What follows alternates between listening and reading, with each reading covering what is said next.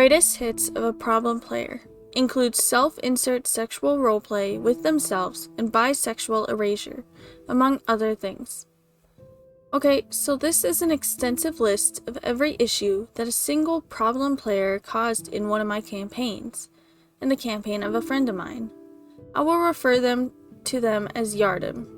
I will preface this by admitting my own failure as a DM for allowing this player to stay in the game as long as they did.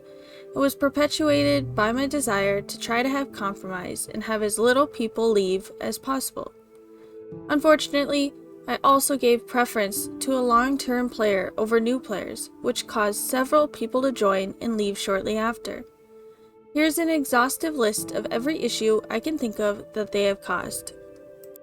1. They engaged in bulldozing roleplay and would dominate scenes constantly. 2. They complained when any role didn't go their way to the point where they started complaining that I, as a DM, was rolling dice behind a screen. 3. They tried several times to make overpowered homebrew and complained when they were altered or not allowed. One such was a homebrew race that gave him advantage in basically everything and resistance in like 30 things. 4. Yardom bullied a player I will name Ace out of the game with their in-character actions because it's in character, and nearly did it a second time when Ace came back months later. This was based almost solely on the fact that in-game, Yardom's character disliked anything that was pre-war. This campaign was a homebrew Fallout-themed campaign. This caused several issues, as numerous times Yardom's character would be dismissive of roleplay, backstory, and NPCs that had anything remotely to do with the pre-war world, because they decided that everything pre-war was awful, and not allowed according to his character's cult. Because Ace's character was pre-war and didn't share in Yardom's everything pre-war is awful and is better off as nuclear dust, Yardom was super passive-aggressive to Ace, which culminated in Ace feeling like he couldn't play his character anymore and asked me to kill off his character. 5. He drove several other players out of the game with his in-character role-playing, which often involved being self-righteous and condescending. Again, this often had to do with things that were pre-war. 6. They operated on a it's my way or no way mentality in regards to roleplay. This really reached a head once when the party found a coin that was minted by Caesar's Legion, which was worth about 100 caps, the campaign equivalent to currency. Dislike the Legion, Yardom's character gave the coin to another player, I will name Harrison, who was playing a scavenger merchant character. After Yardom saw Harrison put the coin in his pocket, Yardom demanded the coin back so he could melt and destroy the coin, because in character, that's what he would do. Harrison refused because it was valuable and they could get a good amount of money for it. Plus, in character, it's what Harrison would do. Yardom then broke character and out of character asked me to retcon the whole thing and got upset when I refused to retcon the interaction. 7. Would literally destroy world lore and locations and objects simply because they were pre-war. The party went into a vault that was filled with hydroponic farming equipment, stuff that would be super valuable and useful. Without a second thought or even discussing with the party, Yardom begins destroying the equipment based solely on the fact that it was pre-war and in a vault, therefore it must be bad. He would constantly destroy documents and files that were very useful and valuable because they involved pre-war tech. When the party was in the Helios 1 power plant, he destroyed every computer that had any tech info on it about anything if he wasn't able to take it for himself. Luckily, this was circumnavigated by the fact that one of the players had keen mind, which allowed him to memorize the information. 8. Several times, he would try to get me to retcon the world lore I had created for this game so that it could better suit his character's backstory and worldview. The Fallout game was a mix of canon Fallout lore and homebrew in an alternate timeline. Rather than diverging in like the 50s like in canon Fallout lore, my world had the same culture as the real world, at least up to present day. This way, we were able to have some fun references that the players have really enjoyed, such as finding an old museum and watching Interstellar on an IMAX, finding a bag of Pokemon marbles, finding an old record store with vinyls, etc. This was mentioned constantly, and despite that, Yardom kept having his character act as if the pre-war world was the same cartoonishly racist nuclear family 1950s shit that default Fallout lore was. This caused his character's worldview to conflict with the reality in the campaign. Numerous times, he would justify his zealous and pre-war sentiments in his thought process of the world was better off being nuked with the fact that the pre-war world was supremely racist because his character was black. The player is very European white, by the way. But numerous ghoul characters that existed before the bombs fell, and even player characters would disagree with him and point out that the progress that was being made, and it was sadly cut short. When, as a party finally confronted him about how despite the constant mentions, world lore wasn't the 1950s nonsense he was convinced it was, his response was, "Oh shit, my bad." It was instead, "Hey, could you retcon the world lore for this campaign that's been going on for over a year to better suit my character?" 9.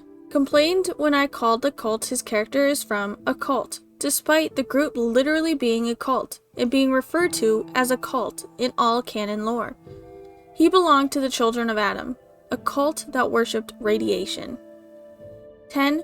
He demanded I kick Ace out of the campaign and the Discord because Ace has a political opinion that Yardom didn't agree with. I won't talk about that here because it wasn't anything terribly major.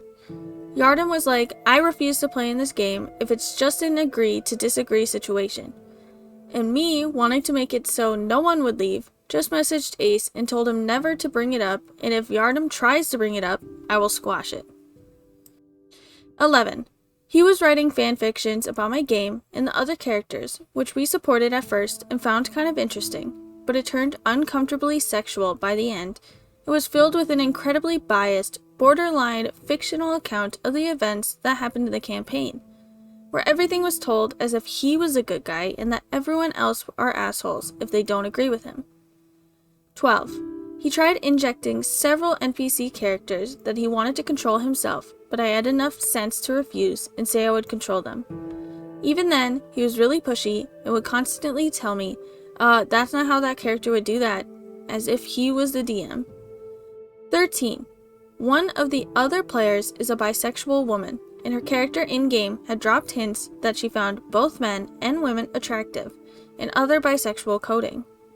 Yardom basically tried to get her to pick a side, and that being bisexual isn't real, by pushing an NPC from his faction onto her. Basically engaged in the mentality of, oh, you're bisexual? Oh, you're just confused. Here's an attractive lesbian to help you realize your real sexuality. 14. He proceeded to have romantic and sexual roleplay with himself. This involved his player character and the one NPC character I let him control. This was after I told him the NPC would have limited screen time. He had also created this weird borderline predatory relationship where his player character was madly in love with his cult leader character, who called him my pet, and shit like that, which made the rest of the party uncomfortable. Here are a few horrible and spoiler-tagged examples. It does feel different. I do feel bigger. Like we're the same size. Before, you seemed like a world for me. A soft, kind world. I would be safe forever in. Am I a world for you? And oh, I'm just so glad to be filled by you again. I feel so complete and happy now that you are inside me again. Luckily, I shut this down pretty quickly. 15. He was causing emotional anguish to other players by constantly messaging them, complaining about things not going his way in-game, and threatening to leave constantly. 16. Told one player in-game that his family was better off vaporized and dead. This player was playing a pre-war ghoul with a failing memory who was holding onto his fading memories of his family from before the war. In another bout of all things pre-war are terrible and the world operates according to my headcanon, Yardim tells the ghoul character that his family is better off dead than the bombs never having fallen and him being with his family as a human. 17. He only cared about the campaign when it directly involved his character and/or his homebrew faction. The moment something was happening that didn't feature his character, at least somewhat, he completely checked out and would constantly complain and try to get the party to go back to the hole I threw his faction into, so that the story would be about him. 18. He finally rage quit the Fallout campaign mid-session, mid-combat, because he failed a concentration check on a spell he had casted. I was already planning on kicking him at this point because I started to gain a backbone and was gonna forego compromise and just excise the problem character once and for all. 19. Not my own story, but from one of my players. He wanted campaigns to be run the way he wants and actively mocked and/or insulted people who didn't agree with him. He straight up rage quit out of a Curse of Strahd campaign my friend was running because the DM and the rest of the party were having more fun running it as kind of a dark comedy campaign and not taking it super seriously. He left a multi-paragraph message in the Discord server about how this isn't how Curse of Strahd is meant to be played, how idiotic they are for enjoying it, how bad of players they are for enjoying a darkly serious horror game run as black comedy. He called out all the players for contributing to the atmosphere, and then left the server, which caused the other players to feel bad, and the campaign fizzled out as a response. 20. He was convinced that he was infallible, and that anyone criticizing him was a liar. My friend who ran the Curse of Strahd campaign made a post about what happened, and Yardim came into the comments saying that my friend was a liar and that it was all untrue.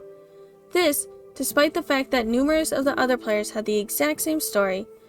He was then confronted by the shit he did in my game and tried to say that all was a lie too.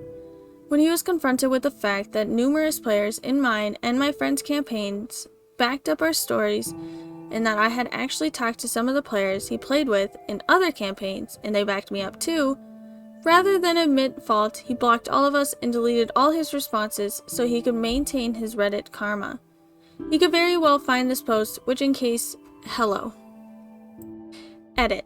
21.